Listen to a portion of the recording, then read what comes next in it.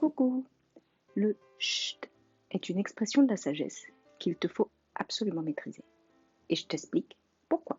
On va se parler concret. Cette semaine, je me suis pris une calotte. Une grosse baffe, quoi. J'ai eu un grattage de blessures passées qui aurait pu être relégué à la case « Satan, laisse-moi tranquille un peu là ». Mais c'était pas de ça qu'il s'agissait. Tu sais que ton Dieu t'aime et que jamais il ne va permettre que quoi que ce soit ne t'arrive sans que cela ne te soit bénéfique, n'est-ce pas?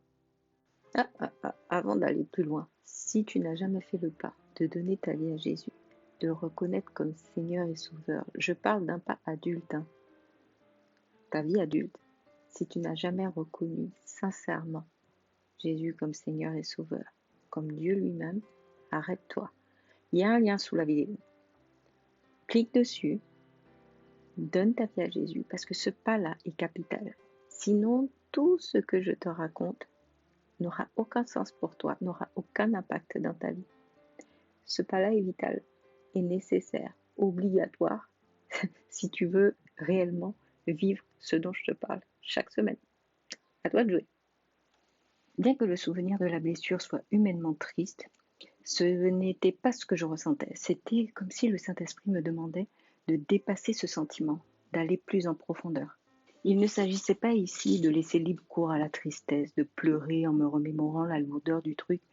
Je l'ai compris parce que l'Esprit de Dieu en moi m'a rempli non de tristesse mais d'amour, de compassion. Il y avait une seule chose qui me venait dans la tête et dans le cœur. Merci Jésus, merci Seigneur. Oui, la situation était triste, mais durant tous les jours qui ont suivi, j'avais cette conviction forte. Rends grâce à Dieu pour cette épreuve. Vois ce que cet événement malheureux a et va produire. Parle de ça et uniquement de ça. Tu sais, quand ton âme est abattue, tu n'as qu'une envie, c'est de créer ta douleur.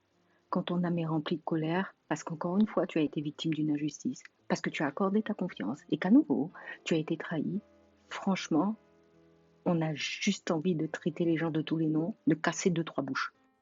2, 3, 10, 20. Au choix. Je sais. Et c'est là que, si tu marches par l'esprit, tu recevras de l'esprit de garder le silence. Proverbe 15:1. Une réponse douce calme la fureur, tandis qu'une parole dure augmente la colère. Jacques 3:6. La langue aussi est un feu, c'est le monde de la méchanceté. Ainsi, la langue se trouve parmi nos membres, elle souille tout notre corps et enflamme le cours de notre existence, étant elle-même enflammée par l'enfer. Écoute, fais extrêmement attention quand ton âme est affectée par des émotions qui ne viennent pas du fruit de l'esprit. N'oublie pas que si tu es enfant de Dieu, tu dois te soumettre au Saint-Esprit et non plus à ta chair. Excusez. Pour marcher avec le Saint-Esprit, reste à méditer la parole. Dans l'onglet Aller plus loin, rubrique La marche, tu as de super outils pour t'aider là-dessus. Je te mets le lien sous la vidéo. Pardon. On l'a vu à travers plusieurs articles déjà, dont je te laisse les références sous la vidéo. Ta chair n'est pas ta pote. Satan et elle, même combat. Leur objectif est clair, net, précis, te tuer. Oui. Physiquement, spirituellement, les deux. Bon, l'important pour ces deux-là, c'est que tu sois séparé de Dieu définitivement, que tu sois loin de lui à perpète. Tu entends quoi par là? Si tu marches selon tes émotions, tu ne marches pas selon l'esprit, mais selon la chair. Et donc, il va t'arriver des bricoles. Ce que tu dis quand ton âme est chargée aura énormément d'impact dans le spirituel et donc dans ta vie et celle de ceux que tu es censé impacter. Proverbe 18:21. La mort et la vie sont au pouvoir de la langue et celui qui l'aime mangera de ses fruits. Donc, quand tu vis une situation tellement dure que ce sont des paroles de défaite, d'amertume, de violence, de mort que tu t'apprêtes à sortir, et s'il te plaît, je t'en prie, garde la bouche fermée. Attends, fais silence en toi-même.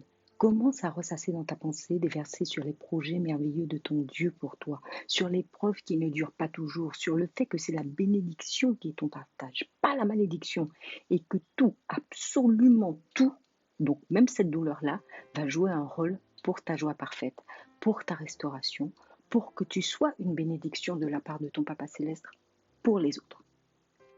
Ready?